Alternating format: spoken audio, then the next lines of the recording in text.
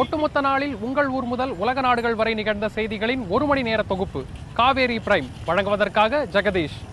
அரசியல், அறிவியல், வணிகம், விளையாட்டு போன்ற பல்வேறு துறைகளின் சுவாரஸ்யங்களை பார்ப்பதற்கு முன்னதாக காவேரி பிரைமின் தலைப்புச் செய்திகளை பார்க்கலாம்.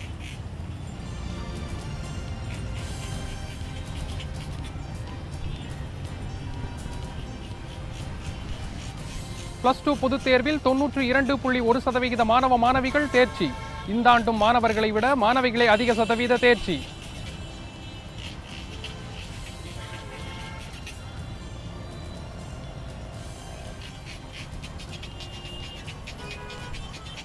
+2 தேர்வு முடிவில் ரேங்க் பட்டியல் முறை ரத்து. கிரேடு முறைக்கு மாணவர்கள், கல்வியாளர்கள் வரவேற்பு.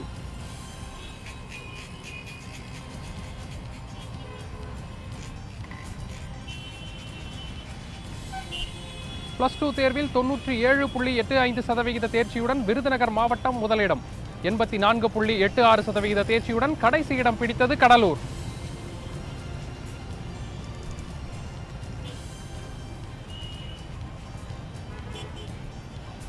வாக்குப்பதிவு இயந்திரத்தின் செயல்தன்மை குறித்த சர்ச்சை. அனைத்து கட்சி கூட்டத்தில் தேர்தல் ஆணையம் விளக்கம்.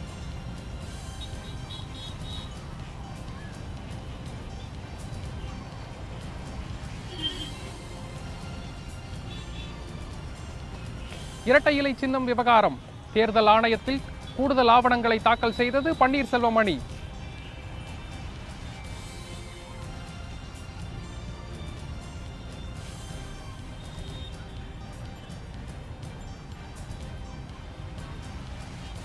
இந்தியா உதவியுடன் இலங்கையில் மேலும் 10,000 வீடுகள் கட்டப்படும். பிரதமர் நரேந்திர மோடி அறிவிப்பு.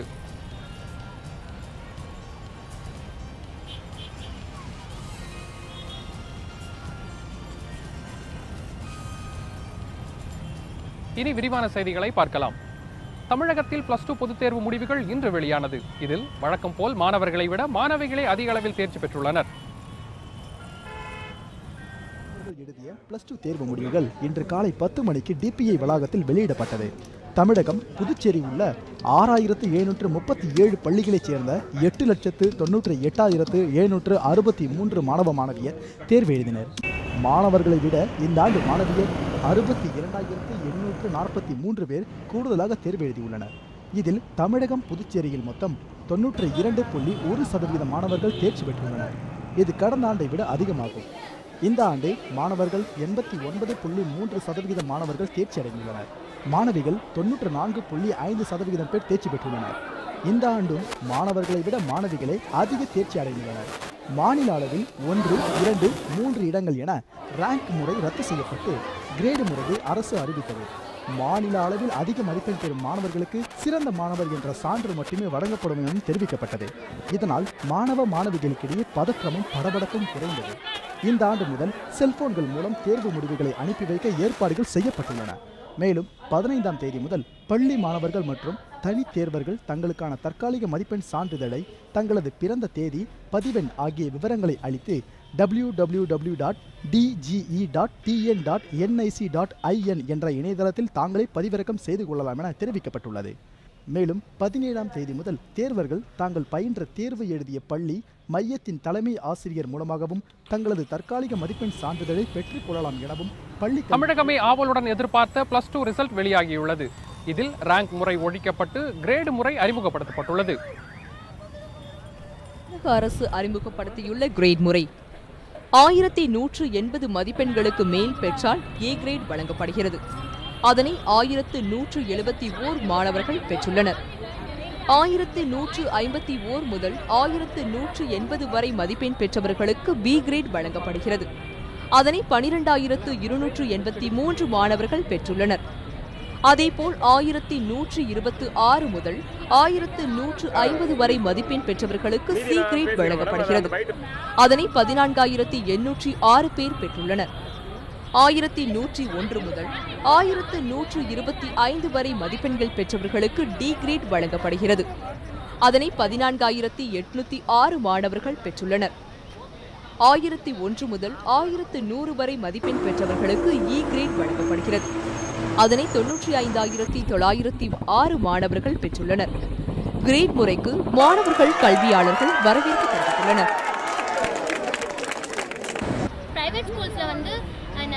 ரேங்க் போகிற இருந்த வரைக்கும் ஸ்டேட் ஃபஸ்ட்டு ஸ்டேட் செகண்ட் அந்த மாதிரி இது போட்டி இருந்தது ஸ்கூல் நடுவுலையே. அதனால் ரொம்ப ஸ்டூடெண்ட்ஸ்லாம் ரொம்ப ஸ்ட்ரெஸ்ஸாக இருந்தது. இப்போ வந்து இது இருக்கிறதுனால கவர்மெண்ட் ஸ்கூலுக்கும் ப்ரைவேட் ஸ்கூலுக்கும் எந்த ஒரு வித்தியாசமும் இல்லை, எல்லாருமே ஒரே மாதிரி தான் அப்படின்ற மாதிரி இது நான் வரவே இல்லை. மெட்ரிக் ஸ்கூல்லாம் 2 வருஷம் படித்து அவங்க மார்க் வாங்குறாங்க. நாங்கள் 1 வருஷம் படித்து பண்ணுறது எவ்வளோ நல்லாயிருக்கு. அதுவும் இல்லாமல் கிரேடு சிஸ்டம் இது பண்ணதும் ரொம்ப நல்லாயிருக்கு. ஏன்னா இது வந்து மாணவர்களுக்கிடையே ஒரு ஏற்றத்தாழ்வு இல்லாத நிலையை வந்து உருவாக்கும். ரொம்ப இதாக இருக்கிறதுனால, மகிழ்ச்சியாக இருக்கிறதுனால டிவியில் வந்து என் பொண்ணு வரணும் அப்படின்ற ஒரு பேரண்ட்ஸ்க்கு வந்து தோன்றதில்லை. சரி, எல்லாரும் மாதிரியும் நம்ம பொண்ணு மார்க் எடுத்திருக்கா அப்படின்னு நினைக்கிறாங்க. மற்றபடி ரிசல்ட் வந்தோடனே டிவியில் பார்த்தா நல்ல வேலை அந்த ஃபஸ்ட்டு செகண்டு தேர்ட் அந்த மாதிரிலாம் எதுவுமே சொல்லாமல் எங்களுக்கு கொஞ்சம் சந்தோஷமாக இருந்துச்சு. அது மட்டும் இல்லாமல் இந்த ரிசல்ட் வந்துட்டு SMS மூலியமாக எங்களுக்கு அனுப்பிச்சிருந்தாங்க. முன்னாடி வந்துட்டு ரிசல்ட் பார்க்கணுன்னா ஸ்கூலுக்கு வந்துட்டு அங்கே எவ்வளோ மார்க்குன்னு சொல்லிட்டு கூட்டமாக நின்று பார்த்துட்ருக்கணும். இந்த வாட்டி அந்த மாதிரி ஒரு பிரச்சனைலாம் இல்லாமல் நல்லா பார்த்து நல்லா என்ஜாய் பண்ணியிருக்கோம். +2 பொதுத் தேர்வு முடிவில் கடந்த ஆண்டு முன்னிலை பெற்ற மாவட்டங்கள் இந்த ஆண்டு பின்தங்கியுள்ளன. அதேபோன்று பின்தங்கிய மாவட்டங்கள் முன்னிலை பெற்று சாதித்துள்ளன. இது பற்றிய தொகுப்பை தற்போது பார்க்கலாம். பொதுத் தேர்வு முடிவுகளில் கடந்த ஆண்டு தேர்ச்சி விகிதத்தில் முன்னிலை பெற்ற கடலூர், திருவாரூர், தருமபுரி, திருப்பூர் உள்ளிட்ட மாவட்டங்கள் பின்தங்கின. அதேபோன்று தேர்ச்சியில் பின்தங்கிய தூத்துக்குடி, ராமநாதபுரம், சிவகங்கை, விழுப்புரம் போன்ற மாவட்டங்கள் இந்த ஆண்டு முன்னிலை பெற்றுள்ளன. இது ஒரு நல்ல முன்னேற்றமாக கருதப்படுவதாக கல்வியாளர்கள் கருத்து தெரிவித்துள்ளனர். ஒரு மாநிலத்தில் இருக்கிற கல்வி அதிகாரிகள் முக்கியமான காரணமாக இருக்கலாம். அதில் வந்து தொடர்ந்து மானிட்டர் பண்ணுறவங்களா இருந்திருக்கலாம். அப்புறம் வந்து ஒரு குறிப்பிட்ட காலகட்டத்தில் மாறும். பக்கத்தில் பள்ளியில் மாதிரி கோச்சிங் கொடுக்குறாங்க, அந்த பள்ளியில் கொடுக்குறாங்க அப்படின்னு அந்த குறிப்பிட்ட மாவட்டம் முழுக்க இப்படி ஒரு ப்ராக்டிஸ் இருந்திருக்கும். அப்புறம் ஒரு இப்படி ஜிங்ஜாக்காக வர்றது, ஒரே மாநிலம் வர்றதுன்றலாம் கிடையாது. இப்போல்லாம் கம்யூனிகேஷன் ரொம்ப விரிவடைஞ்சதுனால இந்த மாநிலத்துக்கு ஒரு மாவட்டத்துக்கு மாவட்டம் மாறுதல் வர்றது என்பது இயற்கை தான். அதனால் இது பாசிட்டிவ் தான் எடுத்துக்கணும். ஒரு குறிப்பிட்ட இனி வந்து மாவட்டங்கள் தொடர்ந்து முன்னிலை இருக்கும், அதுக்கு வந்து குறைஞ்சி பின்னாடி இருக்கும் அப்படின்னு நம்ம இனிமேல் சொல்ல முடியாது. கடந்த ஆண்டை விட இந்த ஆண்டு தேர்ச்சி விகிதம் அதிகரித்து காணப்படுவது போன்று வழக்கம் போல மாணவர்களை விட மாணவிகள் அதிகம் தேர்ச்சி பெற்றிருக்கிறார்கள்.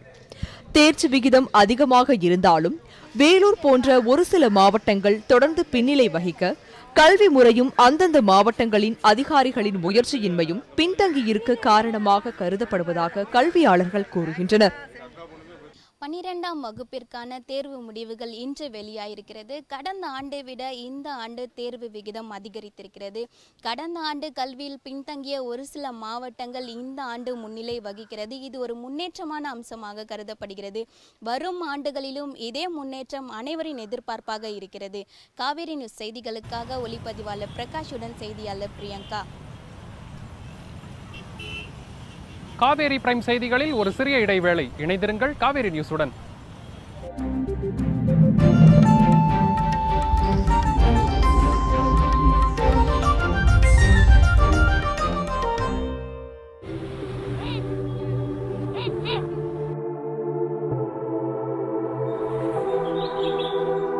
விழித்தெழும் உலகம்.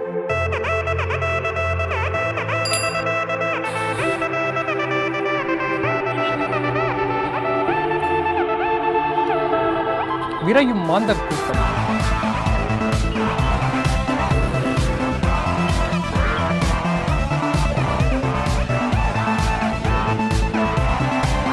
இயற்கை தரும் இனிய பரிசு.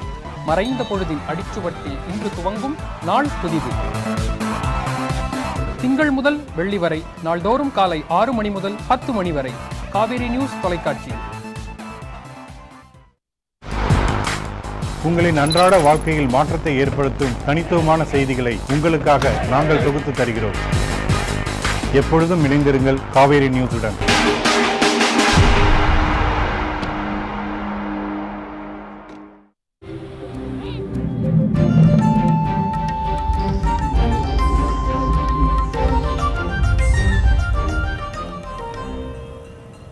மீண்டும் இணைவோம் காவேரி நியூஸ் செய்திகளுடன். தமிழகத்தின் சுற்றுலா தலங்களை மேம்படுத்த ஆசிய வளர்ச்சி வங்கியிலிருந்து ரூபாய் 550 கோடி ரூபாய் கடன் பெற்றிருப்பதாக சுற்றுலாத்துறை அமைச்சர் வெல்லமண்டி நடராஜன் தெரிவித்தார். கன்னியாகுமரியில் உள்ள சுற்றுலா பகுதிகளையும் சுற்றுலா தலங்களையும் மேம்படுத்தும் பணி நடைபெற்று வருகிறது. இந்த பணிகளை நேரில் ஆய்வு செய்த அமைச்சர் வெல்லமண்டி நடராஜன் பணிகளின் விவரங்கள் குறித்து அதிகாரிகளிடம் கலந்தாய்வு செய்தார். பின்னர் செய்தியாளர்களிடம் பேசிய அவர், பல்வேறு மாநிலங்களில் உள்ள 50% மேற்பட்ட மக்கள் தமிழகத்திற்கு சுற்றுலா பயணிகளாக வருவதாக கூறினார். மேலும் தமிழகத்தின் சுற்றுலா பகுதிகளை மேம்படுத்த ஆசிய வளர்ச்சி வங்கியிலிருந்து ரூபாய் 550 கோடி கடன் பெற்றிருப்பதாகவும் அவர் தெரிவித்தார்.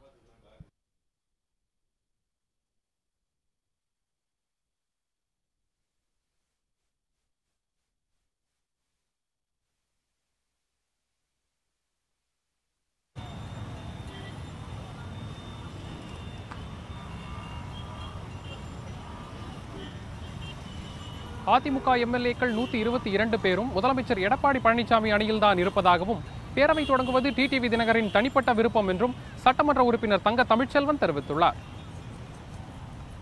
மாவட்டம் ஆண்டிப்பட்டி அருகே சில நாட்களுக்கு முன் இடி தாக்கியதில் வாலிபர் ஒருவர் பலியானார். இதனிடையே உயிரிழந்தவரின் குடும்பத்திற்கு ஆண்டிப்பட்டி சட்டமன்ற உறுப்பினர் தங்க தமிழ்செல்வன் நேரில் சென்று ஆறுதல் தெரிவித்தார். அத்துடன் தனது 1 மாத சம்பளமான 50,000 ரூபாயை இறந்தவரின் குடும்பத்திற்கு நிதியாக அவர் வழங்கினார். இறந்தவரின் குடும்பத்திற்கு தமிழக அரசு சார்பில் விரைவில் உரிய நிவாரணம் வழங்க நடவடிக்கை எடுக்கப்படும் என்றும் அவர் உறுதியளித்தார். பின்னர் செய்தியாளர்களிடம் பேசிய தங்க தமிழ்செல்வன், டிடிவி தினகரன் பேரவை தொடங்குவது அவரது தனிப்பட்ட விருப்பம் என்றும், தனது தலைமையில் பிற சட்டமன்ற உறுப்பினர்கள் தினகரனை சந்தித்தது மரியாதைக்குரிய நட்பு ரீதியான சந்திப்பு என்றும் கூறினார். மேலும் தற்போது உள்ள முதலமைச்சர் எடப்பாடி பழனிசாமி தலைமையில்தான் அதிமுகவின் 122 எம்எல்ஏக்களும் செயல்படுவதாகவும் அவர் தெரிவித்தார்.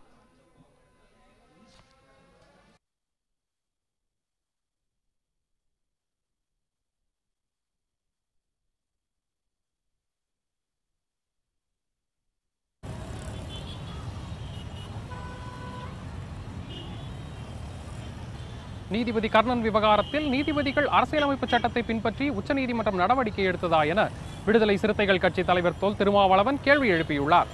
மதுரையில் செய்தியாளர்களிடம் பேசிய இவர் நீதிபதி கர்ணனுக்கு அளித்த தீர்ப்பை மறுபரிசீலனை செய்ய வேண்டும் என்று கேட்டுக்கொண்டார்.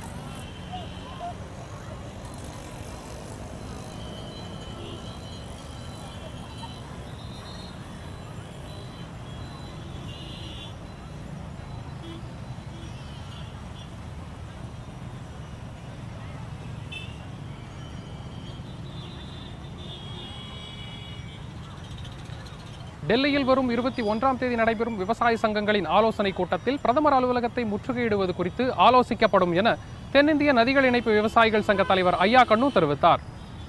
நாகை மாவட்டம் மயிலாடுதுறையில் நதிகள் இணைப்பு, மழைநீர் சேகரிப்பு உள்ளிட்ட விவசாயிகள் விழிப்புணர்வு பேரணி நடைபெற்றது. பேச்சாவடி பகுதி துணைமின் நிலையம் அருகே தொடங்கிய இப்பேரணி மயிலாடுதுறையின் முக்கிய சாலைகள் வழியாக சென்று சின்னக்கடை வீதியில் முடிவடைந்தது. இதில் தென்னிந்திய நதிகள் இணைப்பு விவசாயிகள் சங்க தலைவர் ஐயா கண்ணு உட்பட நூற்றுக்கணக்கான விவசாயிகள் பங்கேற்றனர்.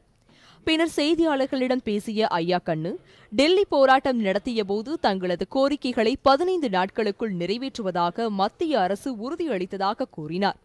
ஆனால் 15 நாட்களாகியும் இதுவரை எந்த நடவடிக்கையும் எடுக்காததால் வரும் 21ஆம் தேதி டெல்லியில் விவசாய சங்கங்களின் ஆலோசனைக் கூட்டம் நடத்த உள்ளதாகவும் அதில் பிரதமர் அலுவலகத்தை முற்றுகையிடுவது குறித்து ஆலோசிக்கப்படும் எனவும் அவர் தெரிவித்தார்.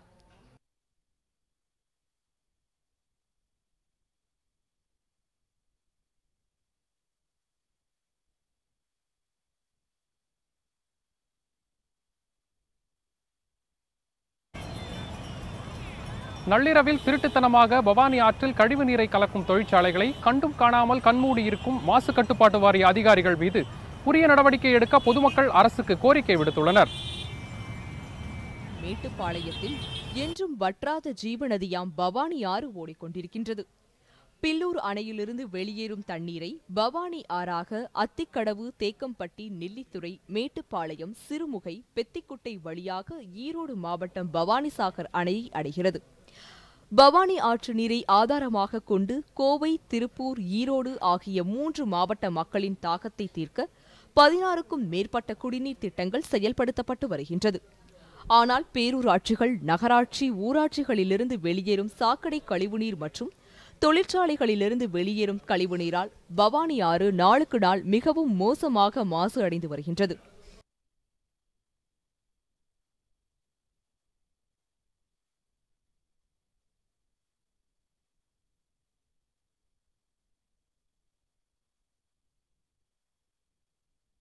திட்டத்திற்கு எதிராக புதுக்கோட்டை மாவட்டம் நெடுவாசலில் நடைபெற்ற 30வது நாள் போராட்டத்தில் பெண்கள் மடிப்பிச்சை எடுக்கும் போராட்டம் நடத்தினர்.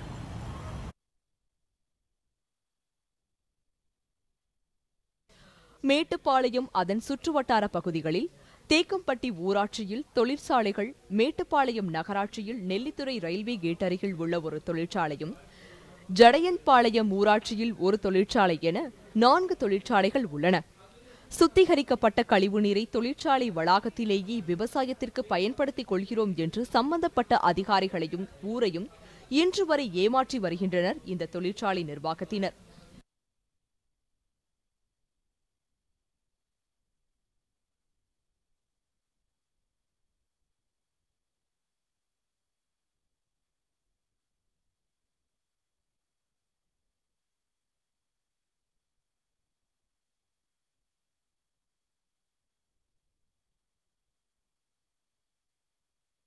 கழிவுநீரை சுத்திகரிப்பு செய்யாமல் கழிவுநீரை அப்படியே ஆற்றில் கலக்க யாரும் எளிதாக கண்டுபிடிக்க முடியாத, யாருக்கும் தெரியாத ரகசிய இடத்தை தொழிற்சாலை நிர்வாகத்தினர் அமைத்து ஊர் அடங்கியதும் நள்ளிரவு நேரத்தில் கும்மிருட்டில் தொழிற்சாலை கழிவுநீரை நேரடியாக பவானி ஆற்றில் கலக்கச் செய்கின்றனர்.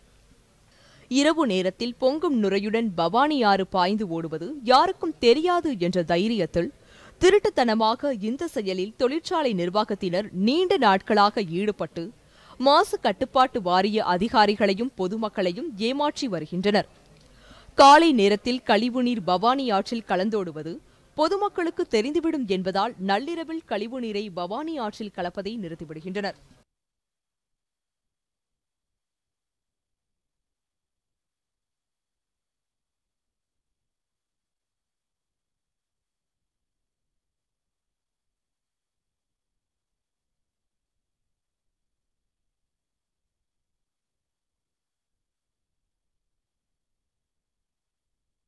இப்படி தொழிற்சாலை கழிவுநீரால் பவானி ஆறு நாள்தோறும் மாசுபட்டு வருகின்றது. தாயை பழித்தாலும் தண்ணீரை பழிக்கக்கூடாது என்பது பழமொழி. ஆனால் மனசாட்சியின்றி கழிவுநீர் என்ற விஷத்தை பவானி ஆற்றில் கலக்கி ஆற்றின் இயற்கை தன்மையை கொஞ்சம் கொஞ்சமாக பாழ்படுத்தி வருகின்றனர். கழிவுநீர் ஆற்றில் கலப்பதால் பொதுமக்களின் தாகம் தீர்க்கும் குடிநீர் திட்டங்களும் பாதிக்கப்படுகின்றன. தொழிற்சாலை கழிவுநீரை குடிப்பதால் பொதுமக்களுக்கு புற்றுநோய், தோல் நோய்கள் மற்றும் சொறிசிரங்கு, அரிப்பு ஆகிய நோய்கள் வர வாய்ப்புள்ளதாக மருத்துவர்கள் கருத்து தெரிவிக்கின்றனர். எனவே திருட்டுத்தனமாக கழிவுநீரை பவானி ஆற்றில் கலக்கும் தொழிற்சாலைகளை சம்பந்தப்பட்ட துறை அதிகாரிகள் ஆய்வு மேற்கொண்டு அத்தகைய தொழிற்சாலைகள் மீது கடுமையான நடவடிக்கைகளை மேற்கொண்டு பவானி ஆறு மாசுபடுவதை தடுக்க முன்வர வேண்டும் என பொதுமக்கள் அரசுக்கு கோரிக்கை விடுத்துள்ளனர்.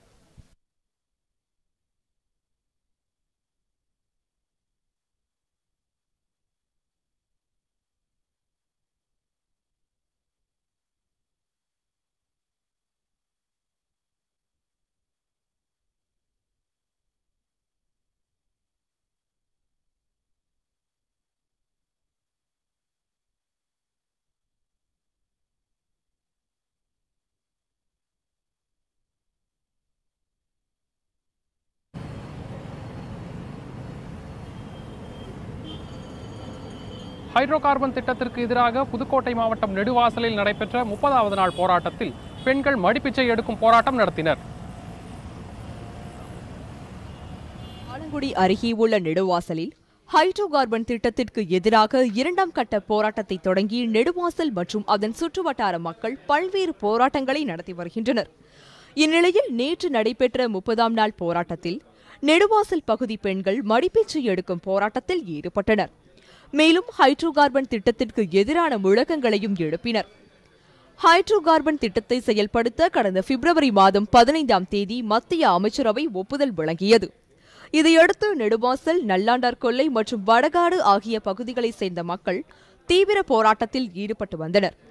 மக்கள் போராட்டம் வலுப்பெற்றதை அடுத்து மத்திய மாநில அமைச்சர்கள் ஹைட்ரோ கார்பன் திட்டத்தை செயல்படுத்த மாட்டோம் என்று உறுதியளித்தனர். அவர்களின் உறுதியை அடுத்து பொதுமக்கள் போராட்டம் தற்காலிகமாக கைவிடப்பட்டது. இந்நிலையில் மத்திய பெட்ரோலியத்துறை அமைச்சர் தர்மேந்திர பிரதான் ஹைட்ரோ கார்பன் எடுக்கும் திட்டத்திற்கு கர்நாடகாவை சேர்ந்த ஜிம் நிறுவனத்துடன் ஒப்பந்தம் செய்து கையெழுத்திட்டார்.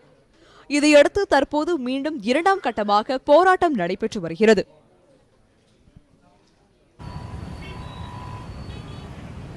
தமிழகத்தில் தேங்காய் உற்பத்தியில் முதன்மையாக திகழ்ந்து வரும் குமரி மாவட்டத்தில் போதிய மழையின்றி வரலாறு காணாத வறட்சியால் தென்னை மரங்கள் கருகி வருவதால் விவசாயிகள் வேதனையடைந்துள்ளனர். தமிழகத்தில் குறிஞ்சி, முல்லை, மருதம், நெய்தல் ஆகிய இயற்கை வளங்களை கொண்ட குமரி மாவட்டம் தற்போது வரலாறு காணாத வறட்சியின் பிடியில் சிக்கி தவித்து வருகிறது. பருவமழை பொய்த்ததாலும் ஏப்ரல், மே மாதங்களில் வரவேண்டிய கோடைக்காலம் முன்னதாகவே வந்தாலும் குமரி மாவட்டத்தின் நீர்பிடிப்பு பகுதிகள் அனைத்தும் காய்ந்து கால்நடைகள் மேயும் அளவிற்கு வறண்டு காணப்படுகிறது. ஆங்காங்கே குடிநீருக்காக மக்கள் அவதிப்பட்டு வருகின்றனர். தென்னை, நெல், ரப்பர், வாழை உள்ளிட்ட பயிர்கள் குமரி மாவட்டத்தில் மிகவும் சிறப்பு வாய்ந்ததாகும். மேலும் இங்கு நெல் விவசாயத்திற்கு நிகராக தென்னை விவசாயமும் இருந்து வருகிறது. குமரி மாவட்டத்தில் சுமார் 22,000 பரப்பளவில் தென்னை சாகுபடி செய்யப்பட்டு வருகிறது. குறிப்பாக அகத்தீஸ்வரம், கல்குளம் தாலுகாவில் அதிக அளவிலான தென்னை மரங்கள் பயிரிடப்பட்டுள்ளது. இதில் ஏற்கனவே நெல் விவசாயம் தண்ணீரின்றி பெரும் பாதிப்புக்குள்ளானது. அடுத்த கட்டமாக ராஜாக்கமங்கலம், மண்டைக்காடு, கணபதிபுரம், அம்மாண்டிவிளை, மணவாளக்குறிச்சி உள்ளிட்ட பகுதிகளில் தென்னை மரங்களும் தண்ணீரின்றி காய்ந்து கருகி நிற்பது விவசாயிகளை மிகவும் கவலையடைய செய்துள்ளது. பச்சையாக நின்ற தென்னங்கீற்றுகள் கருகி தென்னை மரங்கள் சாய்ந்து கீழே விழும் நிலையில் உள்ளது. இதனால் குமரி மாவட்டத்தில் தேங்காய் விவசாயம் முற்றிலும் பாதிப்படைந்து வருகிறது.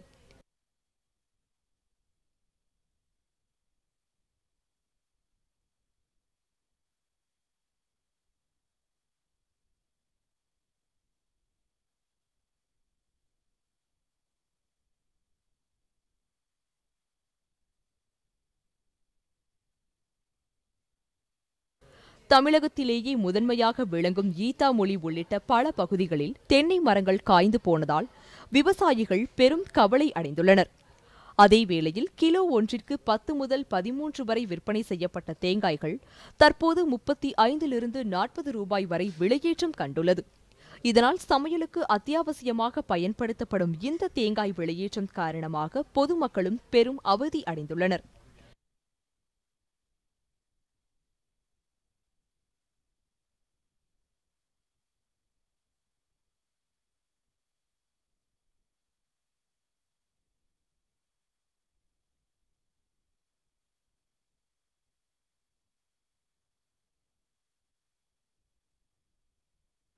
மேலும் இனிவரும் காலங்களிலாவது தென்னை விவசாயத்தை பாதுகாக்க நீர்பிடிப்பு பகுதிகளை சரிவர தூர்வாரி அதன் கொள்ளளவினை அதிகப்படுத்தி விவசாயிகள் தென்னை விவசாயத்தை சிறப்பாக செய்ய அரசு நடவடிக்கை மேற்கொள்ள வேண்டும். மேலும் கருகிய நெற்பயிர்களை மட்டும்தான் அதிகாரிகள் பார்த்துவிட்டு செல்வதாகவும், தென்னையை கணக்கீடு செய்வதில்லை எனவும், கருகிய தென்னை மரங்கள் குறித்து ஆய்வு மேற்கொண்டு பாதிக்கப்பட்ட விவசாயிகளுக்கு உரிய நிவாரணம் வழங்க வேண்டும் எனவும் விவசாயிகள் அரசிற்கு கோரிக்கை வைத்துள்ளனர். புதுச்சேரியில் வரும் சட்டப்பேரவை கூட்டத்தில் ஜிஎஸ்டி சட்டவரைவு தொடர்பான மசோதா நிறைவேற்றப்படும் என முதலமைச்சர் நாராயணசாமி தெரிவித்தார். புதுச்சேரி தலைமை செயலகத்தில் ஜிஎஸ்டி மசோதா நடைமுறைப்படுத்துவது குறித்த ஆலோசனைக் கூட்டம் நடைபெற்றது. முதலமைச்சர் நாராயணசாமி தலைமையில் நடைபெற்ற இக்கூட்டத்தில் அமைச்சர்கள் நமச்சிவாயம், மல்லாடி, கந்தசாமி, கமலக்கண்ணன் மற்றும் தலைமை செயலாளர் மனோஜ் பரிதா உள்ளிட்டோர் பலர் கலந்து கொண்டனர். இதில் வரும் ஜூலை மாதம் நடைமுறைக்கு வரவுள்ள ஜிஎஸ்டி வரி விதிப்பு முறையை பற்றி விரிவான ஆலோசனை நடைபெற்றது. பின்னர் செய்தியாளர்களிடம் பேசிய நாராயணசாமி, வருகிற 17ஆம் தேதி நடைபெறும் சட்டப்பேரவை கூட்டத்தொடரில் ஜிஎஸ்டி சட்ட வரைவு மசோதா நிறைவேற்றப்படும் என கூறினார். மேலும் நாடு முழுவதும் அமல்படுத்தப்படும் ஒரே வரி விதிப்பு முறையால் புதிய தொழிற்சாலைகள் அதிகமாக வருவதற்கு வாய்ப்புகள் உள்ளதாக அவர் தெரிவித்தார்.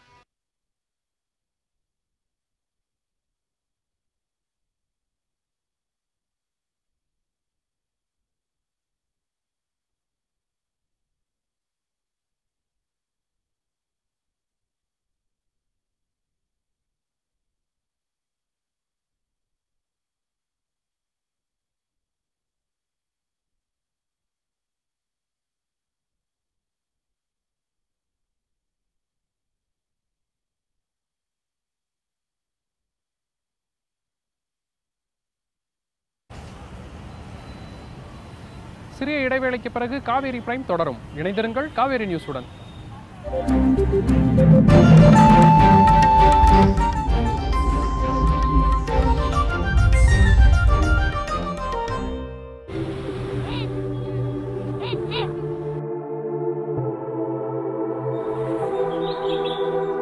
விழித்தெழும் உலகம்.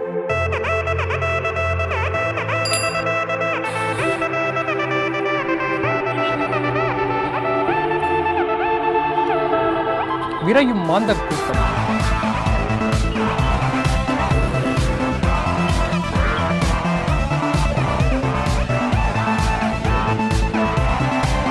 இயற்கை தரும் இனிய பரிசு. மறைந்த பொழுதின் அடிச்சுவட்டில் இன்று துவங்கும் நாள் புதிது. திங்கள் முதல் வெள்ளி வரை நாள்தோறும் காலை 6 மணி முதல் 10 மணி வரை காவேரி நியூஸ் தொலைக்காட்சி. உங்களின் அன்றாட வாழ்க்கையில் மாற்றத்தை ஏற்படுத்தும் தனித்துவமான செய்திகளை உங்களுக்காக நாங்கள் தொகுத்து தருகிறோம். எப்பொழுதும் இணைந்திருங்கள் காவேரி நியூஸுடன்.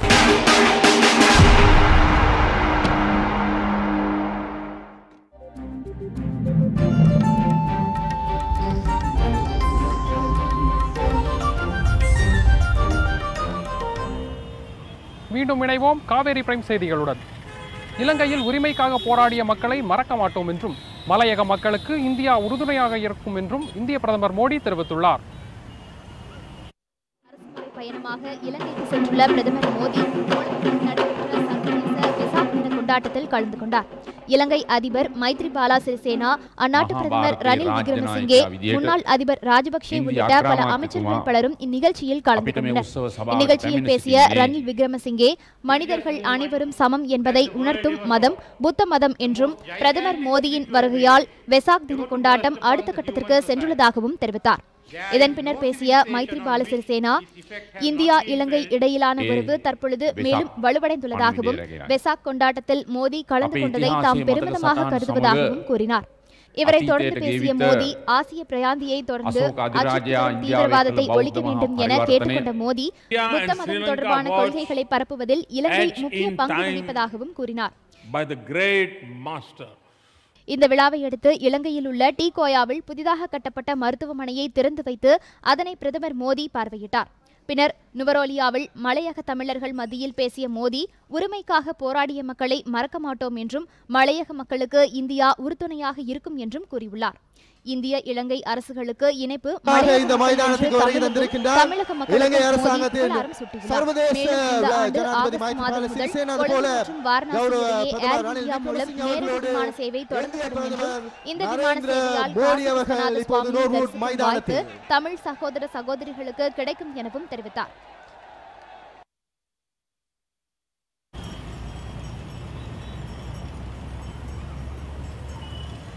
யாருக்கு வாக்களித்தோம் என்பதை வாக்காளர்கள் தெரிந்து கொள்ளும் விவிபேட் என்ற அரசு பரிந்துரை செய்த ஒப்புகை சீட்டு பெறும் முறையை தலைமை தேர்தல் ஆணையம் வரவேற்றுள்ளது. மேலும் 2019ஆம் ஆண்டிற்குள் விவிபேட் முறை அமல்படுத்தப்பட வாய்ப்புள்ளதாகவும் தகவல்கள் வெளியாகியுள்ளது. அண்மையில் நடந்து முடிந்த உத்தரப்பிரதேச சட்டமன்ற தேர்தலில் பாஜக அமோக வெற்றி பெற்று ஆட்சியை கைப்பற்றியது. இத்தேர்தலில் வாக்குப்பதிவு நடைபெற்ற போது மின்னணு வாக்குப்பதிவு இயந்திரத்தில் யாருக்கு வாக்களித்தாலும் அந்த வாக்குகள் பாஜகவிற்கே செல்லும் வகையில் முறைகேடு நடந்ததாக எதிர்க்கட்சிகள் புகார் தெரிவித்தனர். இதையடுத்து மின்னணு வாக்குப்பதிவு இயந்திரத்தை ஹேக் செய்ய முடியும் என யார் வேண்டுமானாலும் நிரூபிக்கலாம் என தேர்தல் ஆணையம் பகிரங்கமாக சவால் விடுத்தது.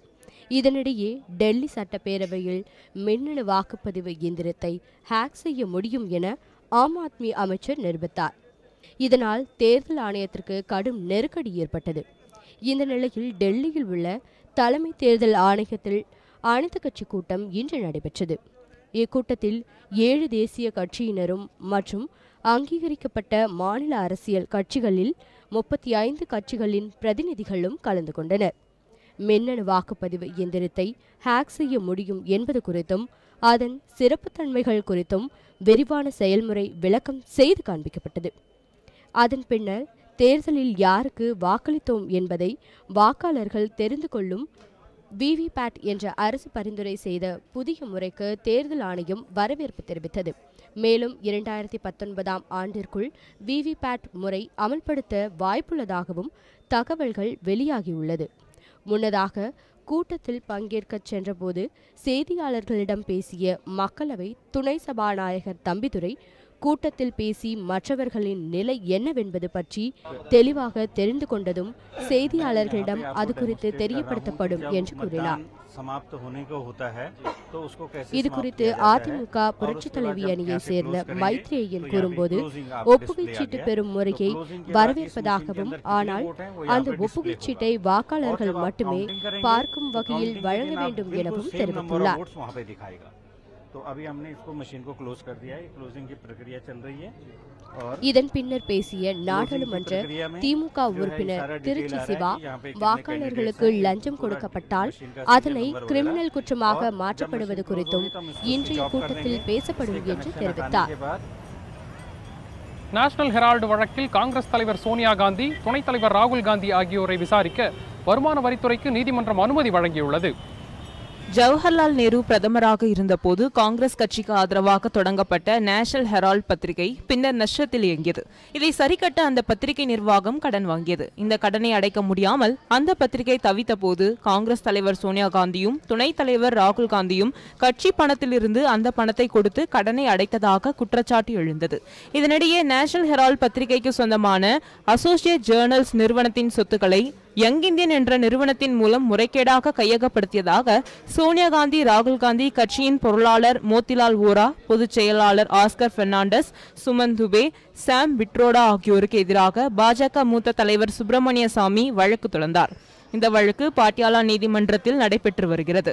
இதற்கிடையில் சோனியா காந்தி மற்றும் ராகுல் காந்தி ஆகியோர் முக்கிய பங்குதாரர்களாக உள்ள யங் இந்தியன் சொத்துக்கள் தொடர்பாக விசாரணை நடத்த அனுமதி கேட்டு நீதிமன்றத்தில் வருமான வரித்துறை மனு தாக்கல் செய்தது. இம்மனுவை விசாரித்த டெல்லி உயர்நீதிமன்றம் வருமான வரித்துறைக்கு அனுமதி வழங்கியுள்ளது. யங் இந்தியா நிறுவனத்தில் சோனியா காந்தி மற்றும் ராகுல் காந்திக்கு 76% பங்குகள் வைத்திருந்தனர். இந்த வழக்கு விசாரணையில் நீதிமன்றத்தில் ஆஜராக இருவருக்கும் கடந்த 2016ஆம் ஆண்டு நீதிமன்றம் விலக்கு அளித்தது குறிப்பிடத்தக்கது.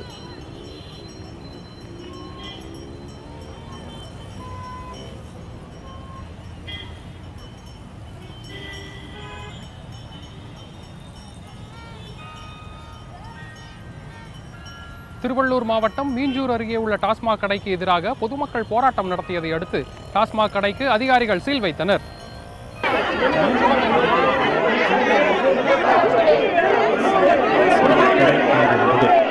இந்த டாஸ்மாக் கடையால் கிராம பெண்களுக்கு பாதுகாப்பு இல்லாத நிலை ஏற்பட்டுள்ளதாக அப்பகுதி பெண்கள் மற்றும் பொதுமக்கள் ஏற்பட்டோர் டாஸ்மாக் கடைக்கு எதிராக சாலையில் அமர்ந்து போராட்டம். டாஸ்மாக் கடைக்கு அருகே அரசு பள்ளி இருப்பதால் மாணவர்களும் இவ்வழியாக செல்லும் பெண்களும் பல்வேறு பிரச்சனைகளை சந்திப்பதாக சாட்டினர். பக்கத்தில் பாரத் கான்வென்ட் இருக்குது. எல்லா வயசு பசங்களும் அந்த வழியாக தான் போகணும். சாதாரணமாக இருக்கும்போது எல்லாரும் குடிச்சிட்டு இங்கே தான் உட்காந்துட்டு இருக்காங்க. அப்படி இருக்கும்போது எப்படி வர முடியும்? காலையில் சொன்னால் லேடிஸ் வாக்கிங் வராங்க. இப்போ இந்த கடை திறந்தாங்கன்னு சொன்னோன்னா 2 நாளாக வரத்துக்கு வந்து பயப்படுறாங்க வாக்கிங் வரத்துக்கு. அப்படி இருக்க என் வாழ்க்கையிலே எடுத்துக்கிட்டிங்கன்னா 18 வருஷமாக ஒரு குடிகாரனை கட்டிக்கிட்டு எவ்வளோ கஷ்டப்பட்டேன், கொடுமையை அனுபவிக்கிறேன். அக்கம் பக்கத்துல எல்லாம் எவ்வளோ அவமானமாக இருக்குது. என் 17 வயசு என் பையன் வந்திருக்கான். இன்னைக்கு ஒவ்வொரு நாளும் கண்ணீர் விடுற ஒவ்வொரு போலீசார் மற்றும் அரசு அதிகாரிகள் போராட்டத்தில் ஈடுபட்டவர்களிடம் பேச்சுவார்த்தையில் ஈடுபட்டனர். பின்னர் அப்பகுதி துணை வட்டாட்சியர் டாஸ்மாக் கடைக்கு சீல் வைக்கப்பட்டுள்ளதாகவும் இனிமேல் திறக்கப்படாது என்றும் உறுதியளித்த பின் போராட்டம் கைவிடப்பட்டது. இதனிடையே தமிழகத்தின் பல்வேறு பகுதிகளில் டாஸ்மாக் கடைக்கு எதிராக மக்கள் போராட்டங்கள் நடத்தி வரும் நிலையில் மூடப்படும் டாஸ்மாக் ஊழியர்களும் மாற்றுப்பணி வழங்க வலியுறுத்தி போராட்டத்தில் ஈடுபட்டு வருகின்றனர். அதன்படி மதுரை மாவட்டம் திருமங்கலத்தில் டாஸ்மாக் ஊழியர்கள் நடத்திய போராட்டத்தில் கப்பலூர் பகுதியில் மூடப்பட்ட டாஸ்மாக் கடை ஊழியர்கள் 50க்கும் மேற்பட்டோருக்கு மாற்றுப்பணி வழங்குமாறு வலியுறுத்தப்பட்டது. இதையடுத்து தகவலறிந்து வந்த போலீசார் போராட்டத்தில் ஈடுபட்டவர்களிடம் பேச்சுவார்த்தை நடத்தி போராட்டத்தை கலைத்தனர்.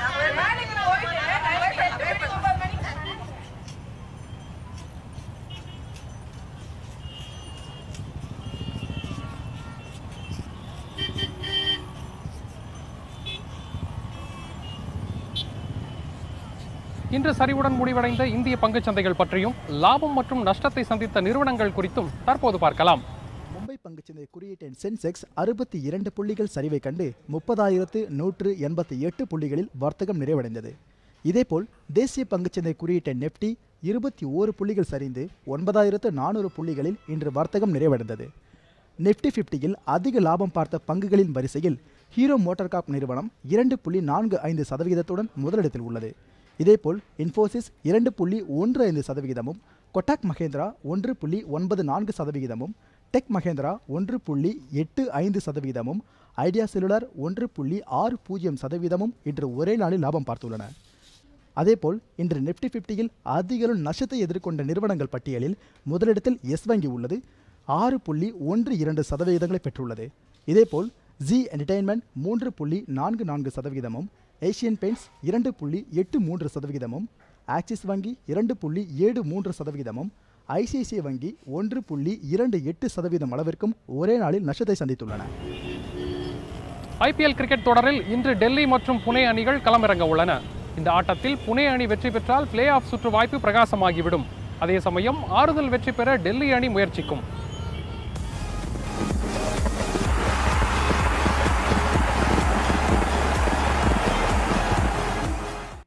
இன்றைய ஐபிஎல் தொடரில் புனே மற்றும் டெல்லி அணிகள் களமிறங்க உள்ளன.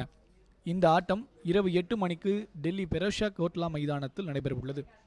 புனே அணி இதுவரை 12 ஆட்டங்களில் விளையாடி 8 வெற்றி 4 தோல்விகளுடன் 16 புள்ளிகள் பெற்று புள்ளிப்பட்டியலில் 3வது இடத்தில் உள்ளது. கடந்த 8 லீக் ஆட்டங்களில் 7இல் வெற்றி பெற்று தொடர்ச்சியாக வலுப்பெற்று வரும் புனே அணி தனது கடைசி 4 லீக் ஆட்டங்களில் தோல்வியை சந்திக்காமல் வெற்றி நடை போட்டு வருகிறது.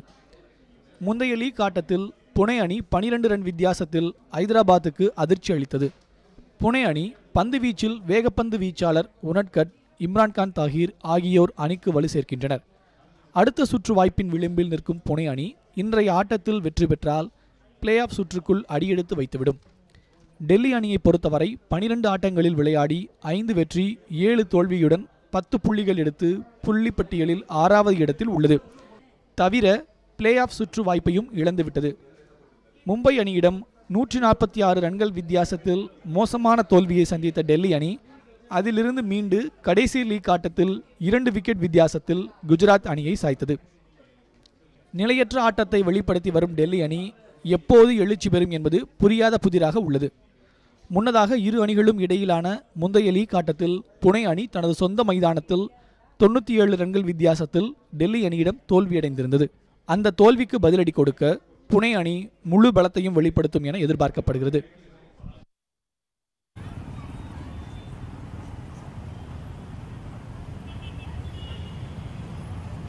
நாளை நிலவ இருக்கும் உத்தேச வானிலை நிலவரத்தை தற்போது பார்க்கலாம்.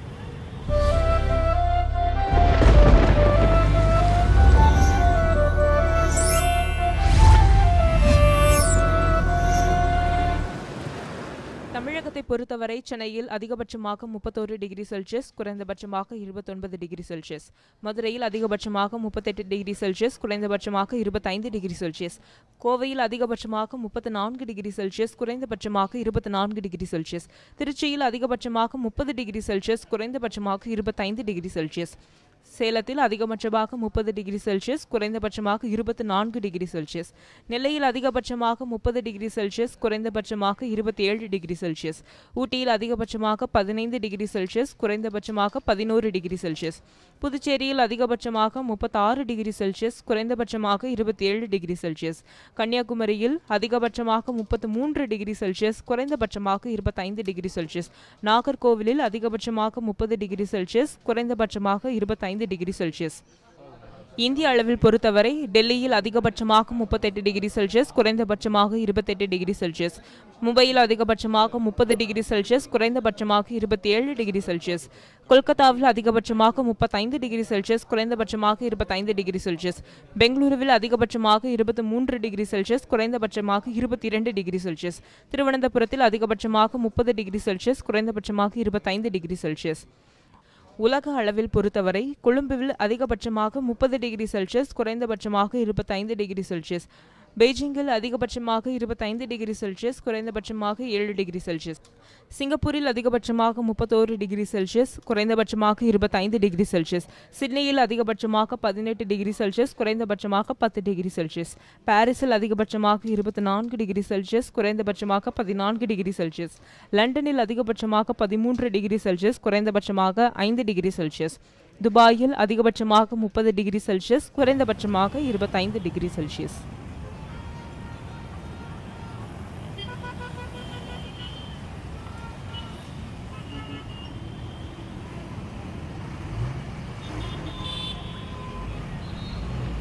இன்றைய நாளின் முக்கிய நிகழ்வுகளை உங்கள் முன்வைத்த காவேரி பிரைம் நிறைவு பெறுகிறது.